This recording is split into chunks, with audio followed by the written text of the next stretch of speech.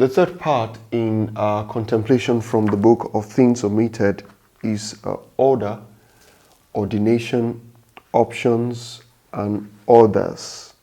Order, ordination, options, and others. You see, the default state of things is chaos. In the beginning, the Bible says, God created the heavens and the earth. The next sentence that came after that said, and the earth was without form and was void, and the Spirit of the Lord was hovering over the face of the water. So God, the creator of all things and of all flesh, just finished creating, and the next thing that followed is chaos. And therefore, if we are made in the image and the likeness of God, every time something is created, every time something happens, every time you activate your person to do something, to solve a problem, to address something, to respond to a situation, what follows next is chaos. If you have ever created anything, what follows next will be chaos. Then you wonder, isn't it a good thing to be creative? Is it not a good thing to apply all your God-given capacities to solve a problem? The reason is because the status quo, what it was before you attempt to solve that problem, was benefiting certain sets of people. If the system is corrupt, if nothing works in the system, certain people in that system are profiting from that. If anything is not working, however bad it is, certain people are benefiting from it. If you live in an environment, for instance, and there is no good pharmacy, for instance, in that area, so when people have a need for a certain medication, they can't get it in that area. As bad as that is, some people are profiting from it, because certain people might have built their entire enterprise around traveling to the city to buy the drug and coming to the rural area to sell it for more expensive price. Now, that price difference is the wealth that that person brandishes everywhere. But the day you think of eliminating that as a problem by bringing a pharmacy to the rural area, you have created chaos.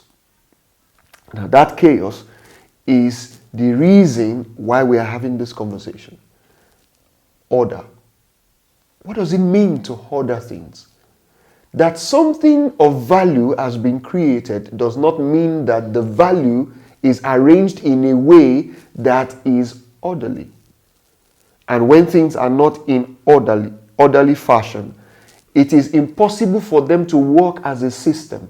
It is impossible for one part of that system to depend on the other system for whatever it is, because what will happen in the next phase is unpredictable. It's because order is how each person in their unit or in their small little area or places can contribute their own quota without necessarily knowing the full measure of what other people are doing.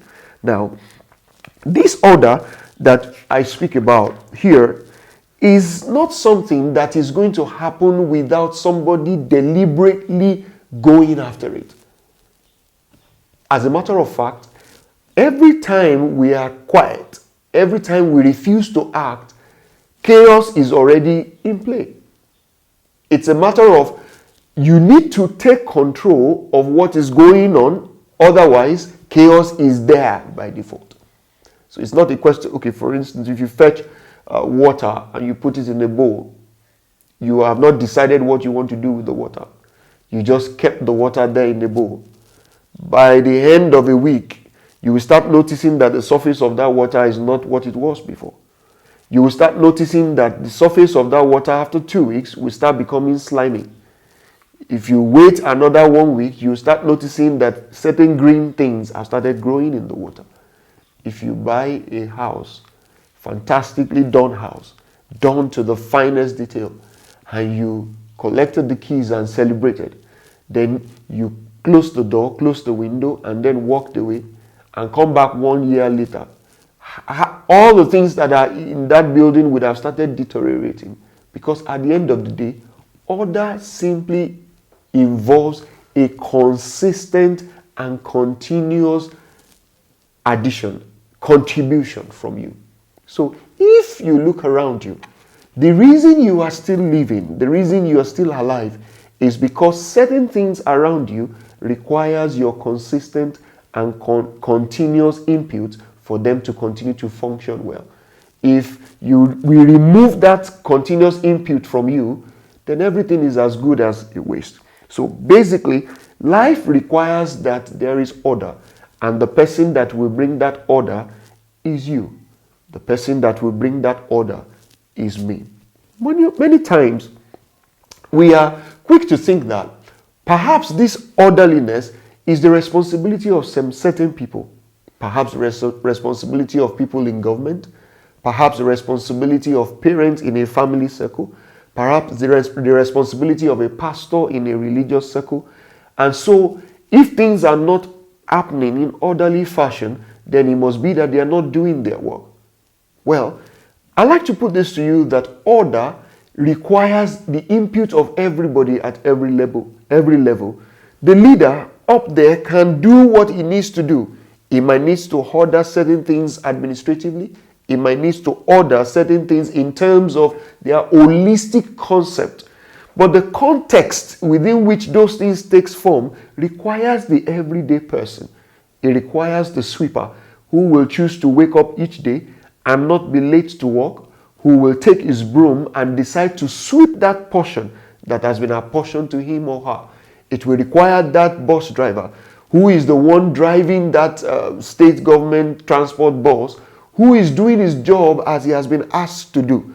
If he refuses to do his work, the sweeper refuses to do his work, and everybody refuses to do their work, it doesn't matter how very hardworking and how very ready and how very articulated and forward-moving the leader that is up there is, nothing is going to be orderly.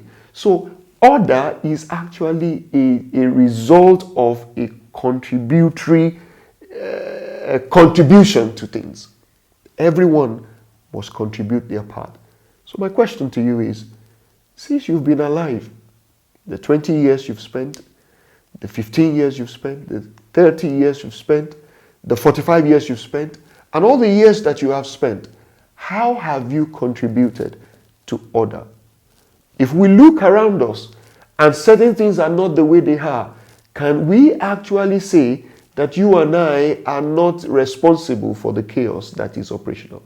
Remember, the chaos will happen by default if we choose not to act. So it's possible. If our country is not a good place to live in, it is possibly because you and I have refused to do certain things to order it. If our church is not achieving the purpose for which God has established it, it is perhaps because you and I are not contributing the things that we need to contribute to that process. So order requires that we are all contributing, like military men, like men in uniform, when they are marching in unison. Each one is lifting the same leg at the same time, the same distance. It requires everybody doing their bit so that it can work.